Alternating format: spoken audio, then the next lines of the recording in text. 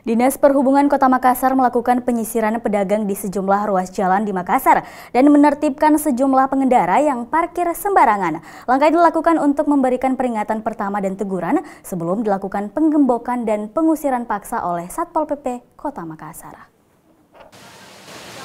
Sesuai dengan peraturan Wali Kota Perwali nomor 64 tahun 2011 tentang larangan berjualan di sepanjang bahu jalan dan larangan parkir di sejumlah ruas jalan, di antaranya di Jalan Ahmad Yani, Jalan Urip Sumoharjo, Jenderal Sudirman, Ratulangi, dan Sultan Alauddin, Dinas Perhubungan Kota Makassar melakukan penyisiran di sejumlah ruas jalan tersebut guna memberi teguran kepada seluruh pedagang yang menggunakan bahu jalan untuk berjualan Kamis siang 21 Januari 2016. Hal ini dilakukan untuk mengatasi penyempitan jalan yang dapat menyebabkan kemacetan yang seringkali diakibatkan sejumlah pedagang yang menggunakan ruas jalan untuk berjualan.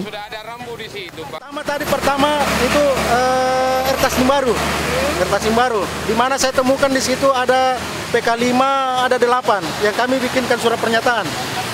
Dalam hal ini kami terkhusus untuk PK5 yang menggunakan bahu jalan.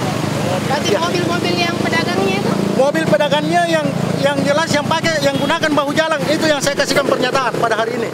Selain melakukan penyisiran terhadap pedagang yang berjualan di ruas jalan tersebut, Dinas Perhubungan Kota Makassar juga memberikan teguran kepada sejumlah pengendara roda 2 maupun roda 4 yang menggunakan bahu jalan sebagai lahan parkir kendaraan. Sebagai langkah awal, Dishub Kota Makassar memberikan teguran kepada pengendara dan pedagang dengan memberikan surat pernyataan larangan parkir maupun larangan berjualan di bahu jalan. Selanjutnya, apabila masih tetap melakukan pelanggaran, akan dilakukan gembok kendaraan dan upaya pengusiran paksa oleh Satpol PP Kota Makassar. Dari Makassar, Fitriana Sari, GoTV memberitakan.